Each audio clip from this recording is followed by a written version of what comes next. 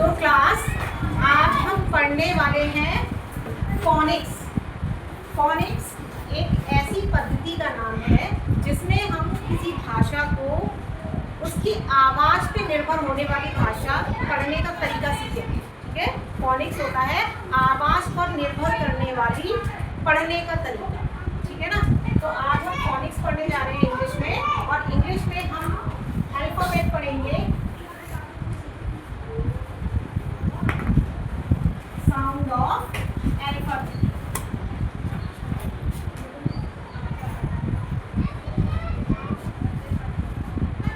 ठीक है ना, और जो हमारी अल्फाबेट होती है आप जानते हैं ना, अल्फाबेट ABCD।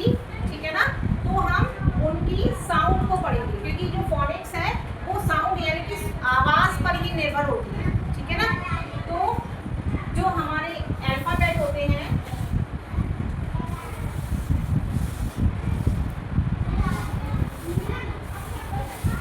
कितने लेटर्स होते हैं?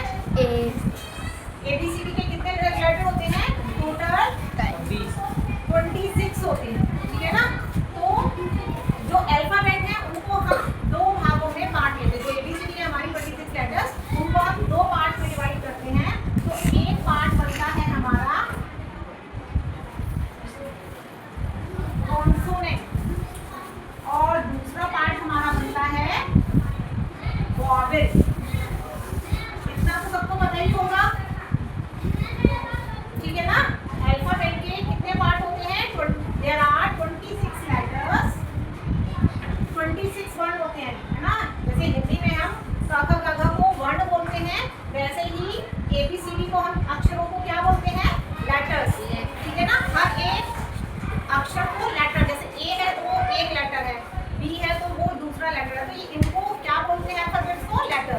तो there are 26 letters in alphabet. ठीक है ना, तो उन अल्फाबेट को हम दो पार्ट में डिवाइड करते हैं। पहला होता है कॉन्सोनेंट और दूसरा होता है वॉवेल। ओके, और कॉन्सोनेंट को हम कहते हैं व्यंजन। क्या बोलते हैं? व्यंजन। और वॉवेल को क्या बोलते हैं? स्वर। ठीक है ना, कॉन्सोनेंट को बोलते हैं व्यंजन और वॉवेल को बोलते हैं स्वर। जो कॉन्सोनेंट होते हैं इन 26 लेटर में से वॉवेल का आप सबको पता है कितने होते हैं? कितने होते हैं? 5 वॉवेल्स। ओके, कितने होते हैं? 5 वॉवेल होते हैं। अब 26 से 5 गया तो कितना बचा? Very good. तो कॉन्सोनेंट कितने होते हैं? 21 लेटर होते हैं जो कॉन्सोनेंट के होते हैं। तो इन कॉन्सोनेंट को भी हम फर्दर 2 पार्ट्स में डिवाइड करते हैं। हर लेटर की अपनी एक नाम होता है और एक आवाज होती है। ठीक है, जैसे कि हम में से बहुत से बच्चे ऐसे होंगे जिनके दो नाम होंगे। किस किस के दो नाम हैं? बताओ। आपका? Amoli and Nancy. आपका? तनिष्का एंड पंची, है ना। तो ऐसे हम में से बहुत से बच्चे ऐसे हैं, इवन मेरा भी एक नाम घर का होता है और एक हमारा नाम स्कूल का होता है। दो नाम होते हैं, इवन घर पे भी हमारे दो तीन नाम होते हैं। वैसे ही इन सारे अल्फाबेट के भी अपनी एक नाम होती है और एक आवाज़, यानी कि दो टाइप से हम इनको पुकारते हैं, बोलते हैं। तो हर अल्फाबेट की अपनी एक नाम होता है और एक आवाज़ भी होती है। तो इंग्लिश को अच्छे से पढ़ने के लिए हमें हर लेटर की नाम भी पता होना चाहिए और उसकी आवाज़ भी पता होनी चाहिए, क्योंकि जो पद्धति हम पढ़ने जा रहे हैं फोनिक्स, उसमें आवाज़ पर ही ज़्यादा जोर दिया जाता है कि उसमें हम कैसे लेटर्स को बोलेंगे। तो आज हम वही पढ़ रहे हैं। तो जो कॉन्सोनेंट है वो भी दो प्रकार के होते हैं, वो साउंड पर ही डिपेंड करेगा। ठीक है ना, तो एक पार्ट ऐसा होता है जो जिनका नाम और आवाज दोनों एक जैसी होती है ना। जैसे कि किसी का नाम है आदित्य, तो उसका घर का नाम आदि। तो आदित्य और आदि दोनों सिमिलर है ना, एक जैसे है ना। और किसी का नाम क्या होता है? जैसे राम है तो घर का पिंटू हो सकता है, तो ये पिंटू और राम बिल्कुल डिफरेंट है ना। वैसे ही इंग्लिश में भी कॉन्सोनेंट जो होते हैं वो भी दो टाइप के हैं। कुछ तो ऐसे हैं जिनके नाम और आवाज दोनों सिमिलर है, उनके नाम में ही उनका आवाज छुपा हुआ है। और कुछ अल्फाबेट ऐसे हैं जिनकी नाम और आवाज दोनों अपोजिट है, अलग अलग। तो यहाँ पे एक जो सेक्शन है वो है नाम और आवाज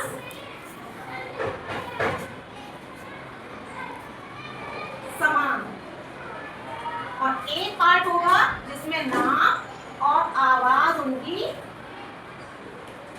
अलग होगी। समझ में आया? एक पार्ट इसका ऐसा है जिसकी नाम और आवाज दोनों सेम है, और एक पार्ट ऐसा है जिसकी नाम और आवाज दोनों अलग अलग है। और वॉवेल जो होते हैं, तो वॉवेल जो होते हैं इस पद्धति में वॉवेल को हीरो भी बोला जाता है और विलियन भी बोला जाता है। जो हमारे वॉवेल होते हैं 5, उनको हम हीरो भी बोलते हैं और विलियन भी बोलते हैं। अब हीरो हम क्यों बोलते हैं? क्योंकि आपने देखा होगा जितने भी इंग्लिश में शब्द होते हैं, हर शब्द को वॉवेल के साथ लगाकर ही बनाया जा सकता है ना? जैसे आप कैट, CAT, बिना वॉवेल के कोई शब्द बन ही नहीं सकता, बिना वॉवेल के कोई शब्द बन ही नहीं सकता।